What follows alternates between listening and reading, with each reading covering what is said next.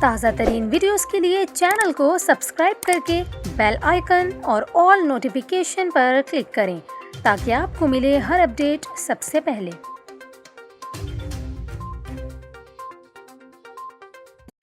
اور یہاں پر آپ کو خبر دیں، محکمہ موسمیات کا یہ کہنا ہے کہ 11 مئی سے کراچی سمیت اندرون سندھ میں ہیٹ ویو کا امکان ہے۔ خلیج بنگال میں بننے والے سائیکلون کے باعث موسم گرم رہے گا۔ شہر قائد میں آج بھی موسم گرم اور مرطوب ہے، جبکہ 15 کلومیٹر فی گھنٹہ کی رفتار سے ہوا چل رہی ہے۔ موسمیاتی ماہرین نے خبردار کیا ہے کہ پاکستان اور بھارت کو آئندہ دنوں میں بدترین ہیٹ ویو کا سامنا کرنا پڑ سکتا ہے۔ ماہرین کا کہنا ہے کہ سال کے گرم ترین مہینے آنا ابھی باقی ہیں۔